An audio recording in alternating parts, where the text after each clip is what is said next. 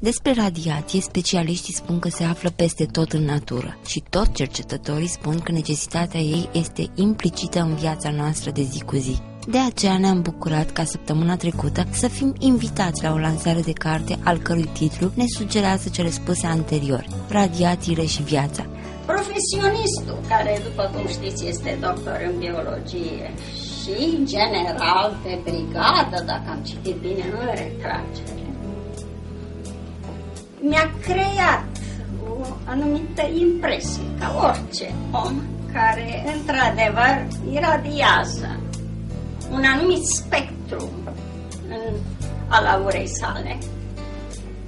Deci m-a impresionat, în primul rând, prin, să zicem, multilateralitate. Poate chiar va fi un pic prea pretențios să zicem enciclopedism, pentru că acoperă, pe lângă biologia, care e profesia sa de bază, destul de multe lucruri pe care le veți regăsi și în carte din domeniul fizic, al chimiei și chiar noțiuni de medicină. Nu foarte mulți oameni pot să acopere atâtea domenii. Voi citi puțin din prefață. Articolele sau reportajele din mass media românească legate de utilizarea energiei nucleare, în care, unele cu scăpări sau exagerări, alături de îndemnurile unor colegi, colaboratori și persoanei de lângă mine, m-au determinat să fac revizia, completarea și actualizarea ediției din 1998, cu noutățile apărute în ultimul timp, dar și cu aspecte legate de radioprotecție și legislația din România.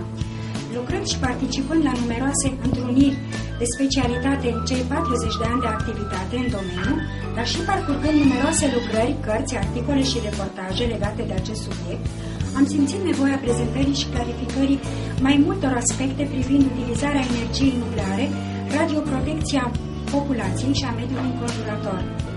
Prima ediție a apărut în 1998, după ce am prezentat cursul despre care s-a făcut vorbire la facultate. Am simțit nevoia că, pe lângă cursul respectiv care s-a adresat studenților, să scriu o carte, având în vedere că în perioada respectivă, dar și acum se repetă lucrurile, mass media, inițial vroiam să mă adresez în special mass mediei, să transmită niște informații corecte populației. Față de prima ediție din 1998, cea de față cuprinde, ca să nu intru în totalitate în amănunte, aspecte legate de efectele accidentului de la Cernobâl pentru marele public să înțeleagă, aspecte legate de accidentul de la Fukushima din 2011 din Japonia. Am băgat inclusiv un capitol nou de radiații neionizante. Nu intru în amănunte ce înseamnă aceste radiații neionizante, dar vă amintesc de telefonia mobilă, cuptorul cu microunde și alte aspecte care pot să fie găsite acolo pentru publicul general sau pentru înțelegere generală. Problemele legislative din 1998 până în prezent, o parte s-au schimbat, altele au apărut, ne spunem noi, norme noi în problemele de radioprotecție sunt expuse și prezentate aici. Mai în amănunt au apărut date legate de accidentele nucleare în lume, clasificări și alte aspecte de intervenție în situațiile respective. Puțin mai în amănunt date legate de obiectivele nucleare din România și din Bulgaria, respectiv centrala nucleară de la Cernavodă și reactorul de cercetare Triga de la Pitești, inclusiv de centrala de la Kozlodui din Republica Bulgaria la sud de Dunăre. Deci am încercat să le aduc la zi. Trebuie să-i mulțumesc, Doamne, că m-am împins ca să scriu și această ediție și m-a adus aici. Având în vedere toate controversele ce au existat pe tema radiațiilor nucleare, cât și toate informațiile furnizate de cele mai multe ori în mass media, care au provocat în mod repetat teama oamenilor, am profitat de ocazii și am întrebat pe cercetători dacă și când acestea pot să ne afecteze viața. Am uitat să fiu dumneavoastră și chiar am fost plăcut impresionată. Mi-e greu să rețin absolut tot ce am văzut acolo și vă felicit. Mă bucur foarte mult că v-am cunoscut și că am participat efectiv la acest eveniment, la lansarea acestei cărți. Ce reprezintă pentru dumneavoastră ideea de radiație, având în vedere toate studiile pe care dumneavoastră le-ați făcut pe parcursul vieții? Radiațiile au fost, să zic așa, au făcut parte din activitatea mea încă din anul 1970. Am lucrat într-o instituție medico-militară legată de protecție împotriva radiațiilor. Am lucrat într-o instituție tot militară, Sanepidul Demnitarilor Români și Străini, pe care am coordonat o perioadă de timp și inclusiv în igiena radiațiilor. Și am simțit nevoia, în urma cercetărilor efectuate, a numeroaselor lucruri studiate, și după ce am predat un curs de facultate de biologie legat de radiologie și managementul accidentului nuclear, să scriu și o carte despre radiații și viață, ca să fie înțeles că radiațiile nu aduc detriment sau efecte negative asupra sănătății, ci în anumite situații ele sunt utilizate în industrie, în economie în general și aduc un mare folos oamenilor, dar dacă sunt păstrate toate măsurile de radioprotecție, să nu se întâmple ce s-a întâmplat la Cernobâl, nu discutăm despre Fukushima, pentru că acolo acel cutremur care a creat valurile uriașe au depășit barierele de protecție, barierele fizice de protecție și au dus în final la accidentul respectiv. Este adevărat că și accidentul de la Fukushima a fost destul de periculos, clasificat imediat după accidentul de la Cernobâl, dar fără efecte pe sănătate, din studiile la ora actuală, se consideră că nu va avea efecte asupra sănătății populației, după cum s-a întâmplat la Cernobâl. Deci toate studiile și toate materialele bibliografice pe care le-am așa verificat, citit, lucrând în domeniu, a trebuit să fiu la curent cu tot ce este nou în lume. Mi-am continuat activitatea și după ce m-am pensionat în 2009, pentru că la ora actuală sunt expert pe probleme de radioprotecție. Autorizarea inclusiv a unui cabinet medical de medicină nucleară trebuie să fie autorizat. Se lucrează cu radiații, trebuie păstrate niște norme, trebuie niște regulamente însușite de personale care lucrează acolo și lucrez în continuare și, repet, am încă în cap ideea unei cărți mult mai complicate, cu un colectiv de 6 persoane, toți specialiști în domeniu, profesori universitari sau cercetători științifici, dar care va fi, eu consider că această carte se adresează și marelui public, și formatorilor de opinie, cum este situația noastră, și specialiștilor în domeniu. Găsesc în el, în carte, aspecte legate de radiație și viață și aspectele care trebuie respectate și aspectele, să zic așa, legate de frica populației de radiații, care trebuie, să zic așa, cuantificată sau menținută între anumite limite. Studiile epidemiologice efectuate în România, comparativ la copii, acolo se punea problema, înainte de Cernobâl cu 5 ani și după Cernobâl cu 5 ani, că trebuie făcute studii pe populaționale, deci pe număr mare de copii, nu au constatat apariția unor malformații. A fost ceva 3,1 înainte, 3,1 după, la 1000 de locuitori, deci fără probleme asupra sănătății. Inclusiv studiile care au continuat în toate statele europene, mai puțin a fost a Uniunii Sovietice, deci Rusia, Ucraina și Belarus, acolo nu discutăm, acolo Organizația Mondială a Sănătății a publicat rapoarte care arată că efectele au fost. Sute de mii, zeci de mii de persoane afectate, dintre care câteva sute chiar au murit în perioada imediat următoare și efectele se mențin în continuare. Deci astea sunt, să zic așa, unele dintre motive care m-au determinat să scriu a doua ediție, încercat să difuzăm în rândul populației, în rândul specialiștilor, informații corecte. Asta e dorința mea. Așa să-mi spuneți dumneavoastră, pentru că tehnologia a evoluat foarte mult. Cât de mare este riscul sau cât de mic este riscul să se mai întâmple ceva similar cu accidentul nuclear de la Cernobâl? Riscul există întotdeauna. Deci, după cum am spus, avem și noi centrala de la Cernavodă. Tipul de centrală sau tipul de reactor Candu, Canabian, este unul dintre reactoarele care au o radioprotecție foarte ridicată. După Cernobâl s-a întâmplat la Fukushima. Fukushima a fost, v-am spus, așa, împrejurările care au dus la accidentul respectiv. Risc există risc chiar și într-un laborator care utilizează surse radioactive de putere mare, dacă nu sunt respectate normele respective. Eu am lucrat în domeniul radiațiilor cu activități de radionuclizi foarte mari, cu cesiu 137 și stronțiu 90, perioada de aproape 30 de ani. După cum spunea și colega mea, am lucrat, ne-am asigurat măsurile de radioprotecție la ora actuală, normele sunt mult mai dure față de ce a fost înainte de 89 și n-am pățit nimic. Pentru că, în măsura în care am putut să ne asigurăm măsurile respective de radioprotecție, ne le-am asigurat. Dar, dacă se respectă normele de radioprotecție și personalul care utilizează aceste instalații este bine instruit, probabilitatea producerii, inclusiv la un reactor nuclear, sunt foarte reduse. Și, la ora actuală,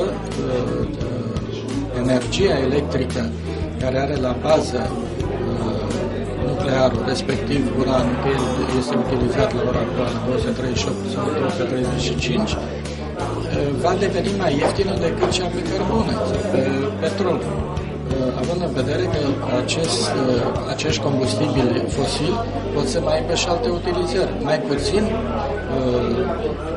minereul radioactiv nu prea are utilizări înalte, mă refer la utilizări pașnice, nu ne referim la utilizările de altă natură, militare, așa, și este utilizat inclusiv pentru propulsie, inclusiv pentru sateliți, asigurarea energiei la sateliți, propulsie submarină și alte aspecte de genul ăsta. Deci nu numai pentru obținerea curentului electric, să nu minimalizăm că la ora actuală și în lume, dar și în România, utilizarea radiațiilor în medicină aduce foarte, foarte multe beneficii.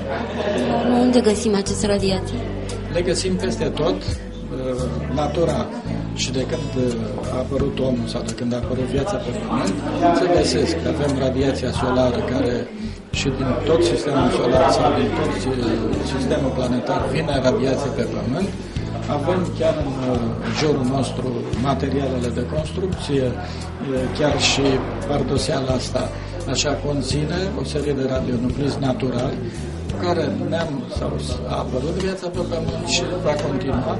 Se pare că fără radiații nu prea ne-am putea desfășura sau viața nu prea este o idee și asta că fără radiații viața nu că ar dispare, dar ar trebui să se modifice, să se schimbe, pentru că este acomodată, aclimatizată sau obișnuită cu această radiație pe care o avem în jurul nostru. Ne-am adaptat foarte bine la ea. Aș vrea să vă mai întreb ceva, domnul Cresire.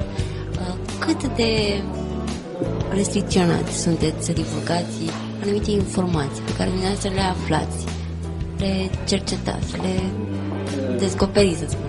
La ora actuală, toate informațiile, atât în literatură de specialitate, cât și realizate prin lucrări de cercetare în laboratoare, se transmit fără opreliște tuturor. Deci nu se ne pune problema că la ora actuală cineva ar intenționa sau ar realiza aspecte de genul ăsta. Înainte de 89, este adevărat, eu am lucrat inclusiv legat de accidentul de la Cernobâl. În lumea științifică nimeni nu ne-a pus opreliști ca să transmitem datele reale, corecte, pe care le-am obținut. Vă felicităm pentru tot ceea ce dumneavoastră ați realizat. Așteptăm invitația și la cea de-a treia carte și vă dorim mult succes în continuare. De ce ați dori să vă implicați în această carte? Pentru că profesia mea și domeniul meu de expertiză e apropiat. Eu sunt fizician nuclearist. Lucrez într-un institut de cercetare, cel mai important institut de cercetare din România, care este la Mângurele, Institutul de Fizică și Inginerie Nucleară, Horia Clubei. Profesia mea de bază este fizica nucleară și în momentul de față conduc un laborator care se ocupă cu măsurarea foarte precisă a activității radionuclizilor. Pentru că de aici pleacă toate calculele și evaluările dozii medice. Deci, prima condiție când evaluezi impactul radiologic al unui conținut de radionuclizi, așa cum va vorbi și domnul doctor Chiosila, este să știi ce este acolo, în aer, apă, sol, aer, alimente și așa mai departe. Deci domeniul meu acolo e. Deci, indiferent ceea ce se întâmplă bine sau rău, vă considerăm și pe dumneavoastră responsabilă, nu-i așa? Neapărat, eu să zic că, dacă vreți, în accepțiunea mai largă este în ceea ce privește a asigura calitatea măsurărilor, a face măsurări precise. Doamnă, nu putem decât să vă mulțumim pentru precizia pe care ne-o asigurați, să vă dorim mult succes și așteptăm invitația și în cea de-a treia carte. Eu vă mulțumesc în măsura în care ea va fi gata, sigur că șeful proiectului e domnul dr. Chiosila. Eu sunt de data aceea, sunt de partea cealaltă a baricadei, adică sunt printre autori, probabil că altcineva va fi pe postura de cenzor, așa cum am fost eu astăzi. Mi-ar face plăcere să vă reîntâlnesc.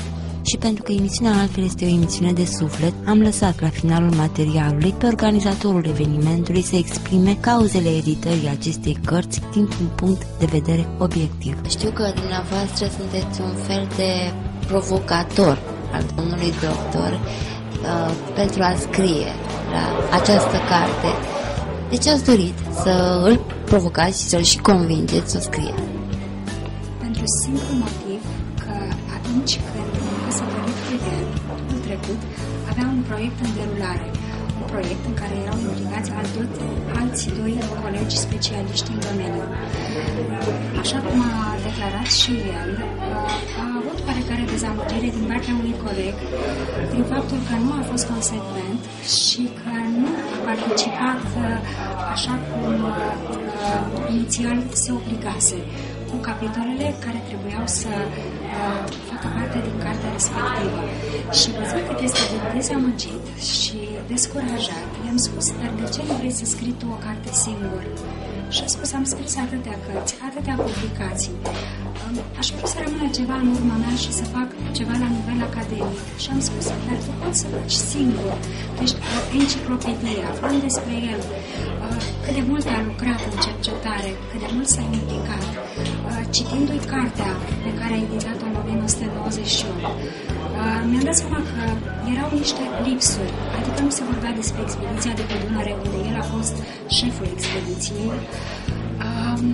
Și l-am întrebat unde sunt documentele și unde este munca lui de cercetare și mi-a spus că este la Institutul Militar și fiind înainte de 89, deci probabil a avut un regim special, deci documentele au rămas acolo, ceea ce a scris el. Am zis, datele sunt în mintea ta. Deci dacă tu ai aceste cunoștințe încă și le știi, de ce să nu le scriem pe și să le dăm publicului acum în viață? Că peste 10 ani se ridică cineva cu pretenții și scrie despre munca ta, când tu nu mai ești. Și de aici a venit ideea să rescrie cartea, să o reediteze, să introducă noi capitole. Eu aș vrea să vă mai întreb ceva. De ce radiațiile și viața în paradisul naturii? Faptul că ai legătură cu plantele, cu legumele, cu starea de bine, pentru că avem și un raft cu cosmetice, cu tot ce este frumos, cu tot ce trebuie unui om pentru creștere și dezvoltare. Am văzut legătura fără să mă gândesc prea mult și să fac prea mare cercetare.